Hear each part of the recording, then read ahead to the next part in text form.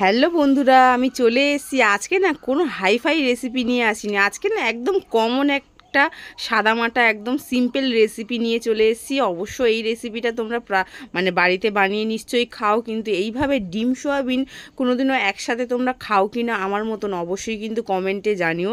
আর আমি না একটু আলাদা টাইপের করি, মশলা একদমই কম দিয়ে এই তরকারিটা একদম খেতে সুস্বাদু আর তার পাশাপাশি দারুণ কালার আসবে।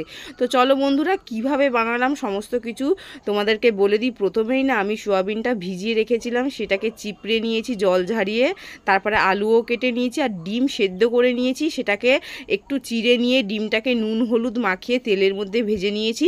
লাল লাল করে কিন্তু ডিমগুলো কিন্তু ভাজতে হবে। ডিম ভাজার পরে কিন্তু পাট চলে এলো আলুটাও সেম একইভাবে আমি এরকমভাবে ভেজে নিচ্ছি। আলু নুন হলুদ দিয়ে ভাজা চাপিয়ে লেগেছিল বরের সাথে একটু ঝগড়া, তাই এদিকে আলুর এই অবস্থা। তো আলুটা বেশি পড়িনি, হালকা একটু লাল লাল হয়ে গেছে। আর আলুটা না 50% কিন্তু সেদ্ধও হয়ে গেছে ভাজার মধ্যে। এই ভাজা আলুটা খেতে কিন্তু খুব ভালো লাগে, গরম গরম একটা যদিও বা মেরেও দিয়েছি।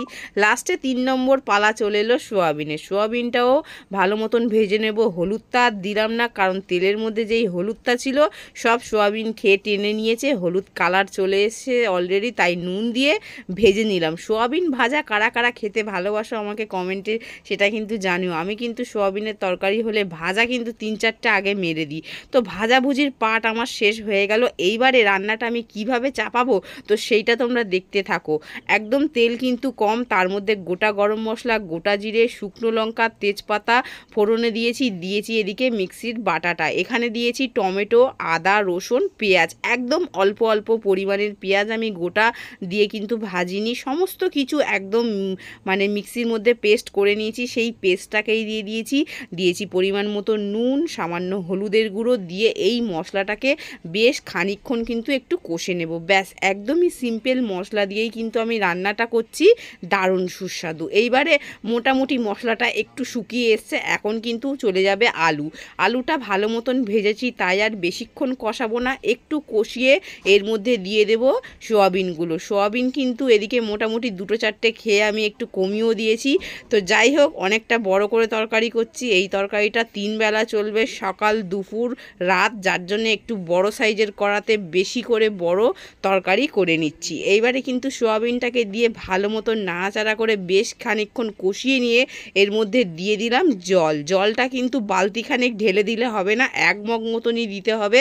দিয়ে তারপরেই কিন্তু আমি দিয়ে দিয়েছি ডিম, কারণ আলাদা করে ফুটবে তারপরে ডিম দেবো, এতে আরও দেরি। ডিম দিয়ে ঢাকনা চাপা দিয়ে দিলাম, বাবা একসাথে তোরা ফোট। এবার ফুটে গেল, দেখো সমস্ত আলু সব কিছু সেদ্ধ হয়ে গেছে, পাতার কাজ শেষ, তাই পাতাকে তুলে ফেলে দিলাম। ব্যাস, রান্না কিন্তু আমার রেডি হয়ে গেছে। একদমই কমন রান্না, কিন্তু খেতে দারুণ। অবশ্যই কিন্তু এই রান্নার শেষে তোমরা 1 চামচ চিনি দেবে, চিনিটা অবশ্যই দেবে, আর সাথে দেবে কিন্তু সামান্য একটু গরম মশলার গুঁড়ো। আমি কিন্তু দুটোই একটু একটু করে দিয়ে নেড়ে চেড়ে ঢাকনা চাপা দিয়ে রেখে দিয়েছিলাম। ব্যাস, রেডি হয়ে গেছে। এইবারে কিন্তু খাওয়ার সময় ঢাকনাটাকে খুলবে।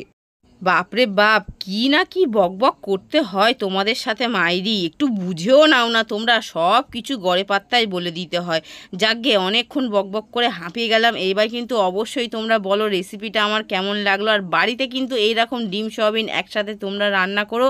আর তার আগে একটা ভিডিওতে লাইক করে দাও, কমেন্ট করে দাও, ছোট্ট একটা মিষ্টি কমেন্ট, আর বন্ধুদের কাছে ভিডিওটা শেয়ার করে দাও। সবাইকে ডিম সোয়াবিন খাওয়ার অনুরোধ করলাম আমি। টাটা, আজকের চলে গেলাম, দেখা হবে নতুন